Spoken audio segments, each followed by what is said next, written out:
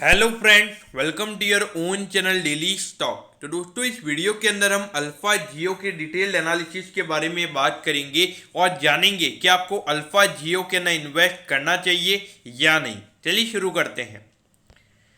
तो देखिए, इस कंपनी का हम डिटेल्ड एनालिसिस करने वाले हैं, जिसमें हम जानेंगे कि ये कंपनी क्या काम करती है, कंपनी के कॉम्पिटिटर्स कौन है, उसके अलावा इनके जो प्रमोटर्स होल्डिंग है वो कैसी है और पिछले कुछ क्वार्टर्स से कंपनी का परफॉर्मेंस कैसा रहा है। तो ये पूरे डिटेल्ड एनालिसिस के बारे में हम इस वीडियो में बात करने वाले हैं। तो चलिए शुरू करते हैं।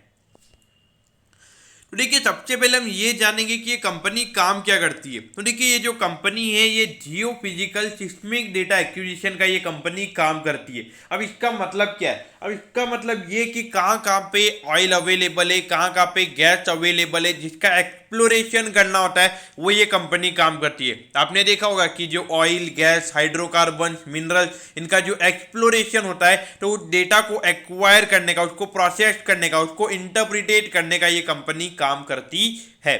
तो ये एक तरीके से आप इसको जो इसके कॉम्पिटिटर्स है उनसे कंपेयर नहीं कर सकते, क्योंकि ये एक तरीके से अगर आप देखोगे एक डेटा प्रोसेसिंग कंपनी है, लेकिन उसी पे लेवल पे ये कंपनी हमें फोकस करती हुई नजर आ रही है।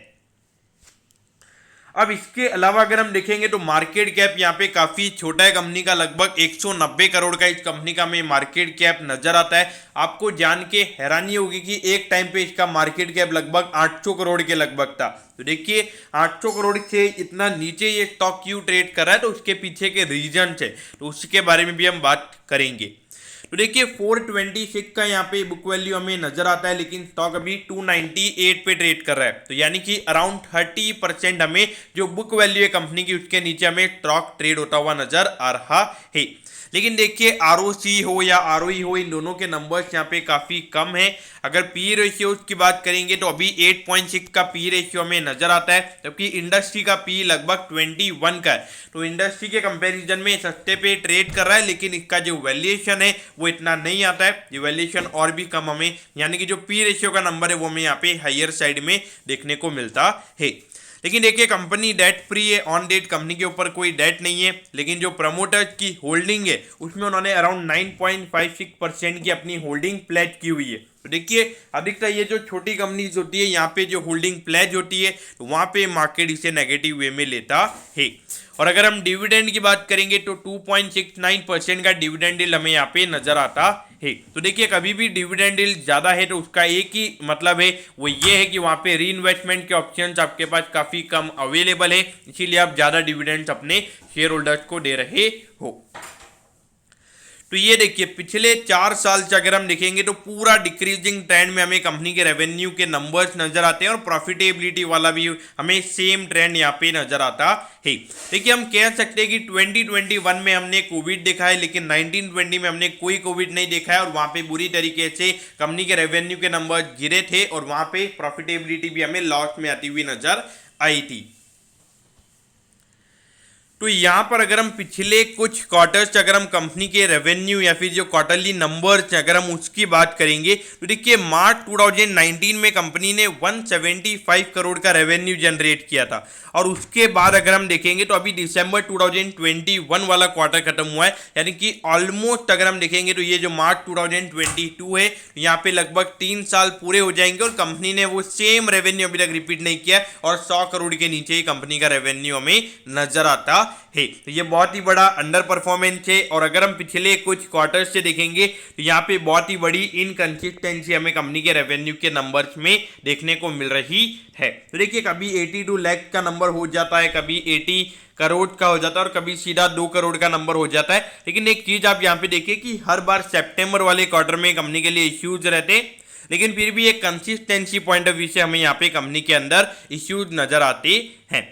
और अगर हम प्रॉफिटेबिलिटी की हम बात कर रहे थे तो देखिए, अभी 3 क्वार्टर्स हुए हैं ये पूरे साल में, अप्रैल से लेके अगर हम दिसंबर तक की बात करेंगे तो यहाँ पे देखिए, यहाँ पे 8 करोड़ का ये लॉस का नंबर है और यहाँ पे 14 करोड़ का प्रॉफिट का नंबर है। तो टोटल जो नेट प्रॉफिट का नंबर की अगर हम बात करेंगे तो वो नंबर हमें सिर्फ 6 करोड़ पे नजर आता है।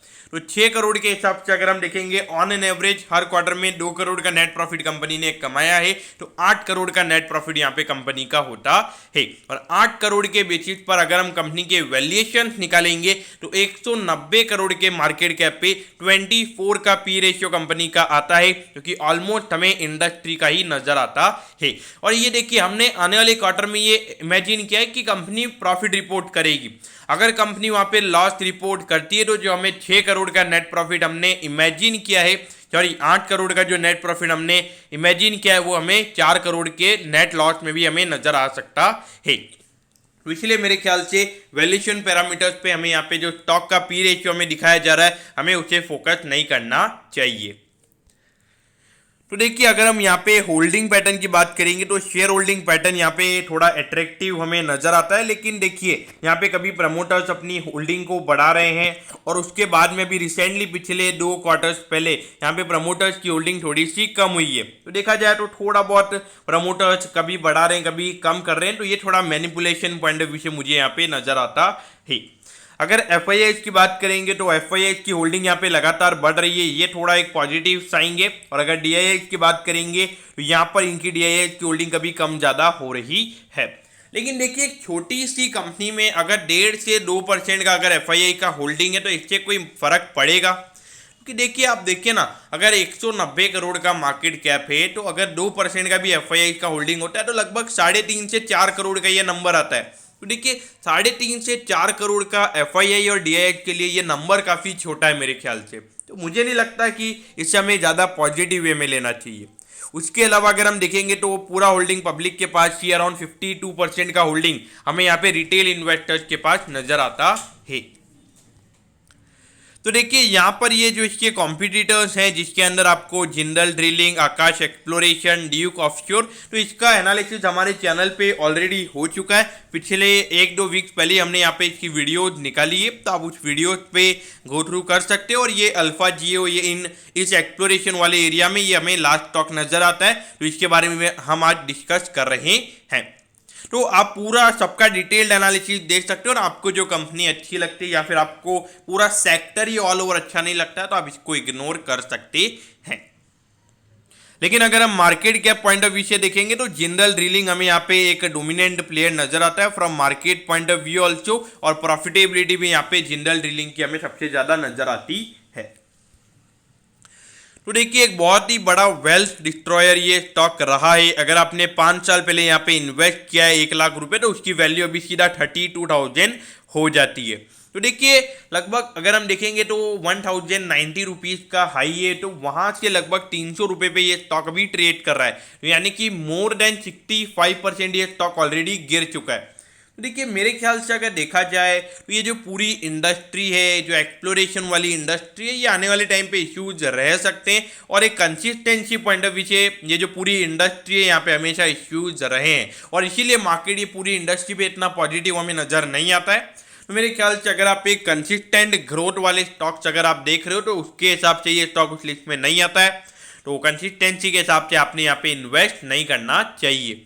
अगर हम बात करेंगे थोड़ा रिस्क एपेटाइट के हिसाब से, तो देखिए अगर आपको काफ़ी ज़्यादा रिस्क लेने का अगर आपका कैपेबिलिटी है तो भी मेरे ख्याल से अवॉइड करना चाहिए, क्योंकि कुछ इतना नया कंपनी में नज़र नहीं आता है। हाँ ये बात है कि थोड़ा डेटा के ऊपर फोकस है, लेकिन कुछ इतना नया नहीं है। और ऑल ओवर पूरी इंडस्ट्री की अगर हम बात करेंगे तो इतना मार्केट इतना पॉजिटिव हमें इस इंडस्ट्री पे नज़र नहीं आता है।